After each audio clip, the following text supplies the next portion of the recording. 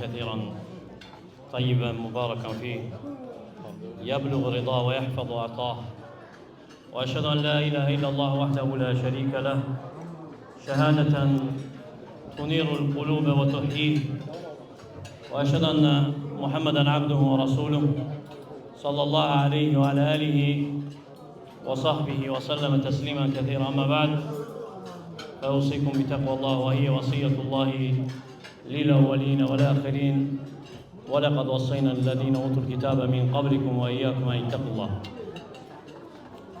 Əziz değerli kardeşler, əziz, hörmətli qonaqlar, böyüklər, hamınızı salamlayıram və bu mübarək məclis münasibəti ilə təbrik edirəm qardaşımızı. Allah Teala onun bu evliliğini xeyirli, bərəkətli eləsin. Dünyada, ahirette xoşbəxt olan bəndələr sırasında etsin. Qatılıram dualara mən də.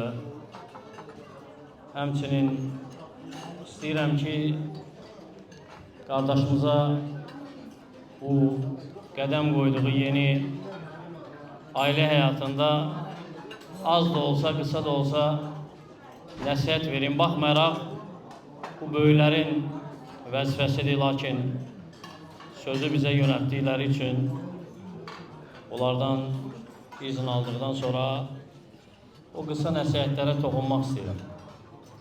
Və evlilik həyatı heç də sadəcə hisslər üzərində qurulan bir bağ deyil, bir həyat deyil. Allah Teala kişini xəlq edəndə onun üçün qadın da xəlq edib ki, ailədə ünsiyyət olsun, rahatlıq olsun və bəyan edib ki, onların arasına sevgi, mərhəmət salan da olur. Ona görə də ailə əslində bir təməldir, cəmiyyətin təməlidir, cəmiyyətin bir nömrəsidir və insan ailə həyatına qədəm qoyanda məqsəd cəmiyyəti, toplumun sağlam olması olmalıdır. Çünki ailələr bir kişidir, bir qadın, onlardan dünyaya gələn övladlardır. Ona görə də bu qısa tövsiyələr hansı ki dinimizdə əsasları var, Peyğəmbərimizdən sallallahu aleyhi və səlləmdən hədislər var, onun səhabələrindən əsərlər var, onlara söykənir. Ən birincisi, ailədə qarşılıqlı hörmət olmalıdır. Kişi, qadın bir-birinə hörmət etməlidir, bir-biri ilə gözəl müamilə eləməlidir, gözəl danışmalıdır. Danışdıqları sözlər bir-biri üçün məlhəm olmalıdır, dərman olmalıdır. Bir-birinə sərt, kobud sözlərlə danışmamalıdırlar, bir-birinə acı söz deyib ailə həyatının korlamamalıdırlar. Ona görə fikir versək, görək ki, çox evlər qılıncla dağılmayıb. Əksər evlər sözlə dağılıb. Və bəzən də kökündə boş-boş mübahisələr və təəssüf ki, hələ də davam edir. Lakin Allah Teala əmr edib ki, yaxşı davranaq ailəmizdən. Və əşiruhunna bil ma'ruf, onlarla yaxşı davranın. Ailədə qadın qəsd olunur. Beləcə də qadın ərinə qarşı yaxşı davranmalıdır. Və bəs edir ki, əmr olunub bizə insanlarla davrananda belə onlara gözəl söz deyək. Və qulu linnəsi husnə, insanlara gözəl söz deyin, Allah Teala deyir. Və gözəl sözün deyilməsi ən layiq olan ailədir. Ən layiq olan qadındır, kişidir, hansı ki ailədən ibarətdirlər.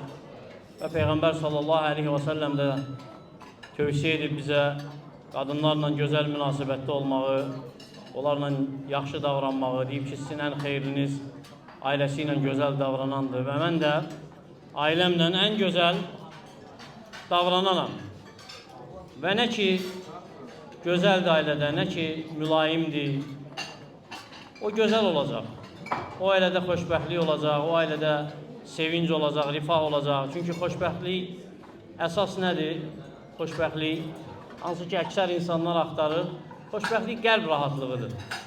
İnsan onu tapırsa ailəsində, bu onun xoşbəxtliyidir. Qalan nə varsa dünyanın bərbəzəyindən başqa bir şey deyil. Ona görə də mülayimlik nədə varsa onu bəzəyər. Nədən götürülərsə onu çirkin edər, eybəcər edər. Və elə bilmə ki, hər gün ailədə toy bayram olur. Yox, bu da ikinci nəsihətdir, hansı ki, insan unutmamalıdır. Ailədə kişi, qadın varsa, deməli o ailədə söz-söhbət də olacaq mütləq. İxtilaf olacaq, mübahisə olacaq. Lakin əsas odur ki, o mübahisələri həll etməyi bacarsın. Həm kişi, həm qadın. Ona görə nəsə bir mübahisə olanda axtarmasın kimdir səhv edən, kimdir xəta edən. Axtarsınlar ki, ailəni necə qoruyaq, necə ailə dağılmasın. Allah Teala deyir ki, وَلَا تَنْسَوُ الْفَضْلَ بَيْنَكُمْ. Aranızdakı yaxşılığı, fəziləti unutmayın. Ona görə də mömin kişi, mömin qadına nifrət etməz. Necə? Peyğəmbər sallallahu aleyhi və səlləm deyir. Mömin kişi, mömin qadına nifrət etməz. Ondan bəyənmədiyi bir xüsusiyyət, bir əxlaq görsə, bəyəndiyi başqa xüsusiyyəti də görər. Və deyərdi ki, qadınlar haqda bir-birinizə xeyri tövsiyə edin. Və bağışlanmağı bacarırsansa, bu sənin ancaq izzətini artırır. Peyğəmbər sallallahu aleyhi və səlləmin şahidliyi ilə deyir ki, Allah Teala bağışlaya bilən üçün onun şərəfini, izzətini artırar. Və üçüncü vəsiyyət də qardaşımızın dediyi kimi dua. Dua etmək, şükr etmək, gizlində, aşkarda Allahdan qorxmaq bu ailənin təməlində olmalıdır həmişə. Dua ailənin həyatını ayaqda saxlayandır. Nə qədər ki, dua edə bilirsən, şükr edə bilirsənsə, xeyr içindəsən. Və şükr etmək bəs edir ki, Allah Teala sənə olan neymətlərini artırsın. Əgər şükr edəcəksinizsə, Allah Teala deyir ki, sizin üçün artıraram.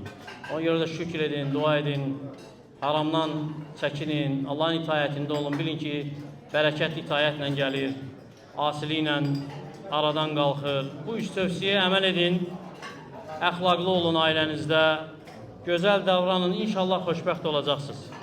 Və ən kamil mömin də ən gözəl əxlaqı olan mömindir.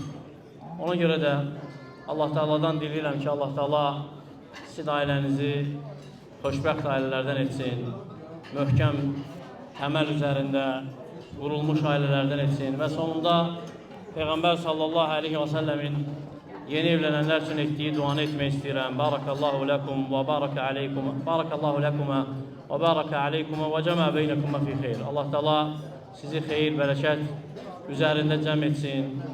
Ailəniz daima xeyir, bərəkət, imanla dolu olsun, sevgi ilə, mərhəmətlə dolu olsun. Allah Teala sizə salih övladlar nəsib etsin. Allah səni xoşbəxt etsin, Ayxan. Yenə təbrik edirəm, mübarək olsun. Allah Teala bizə eşidib faydalardan etsin. Əqulu mə təsmə'un və əstəğfirullah li və ləkum və lisəiril muslimin min kulli dən fəstəğfiruhu innəhu vəl-ğafur rəhim.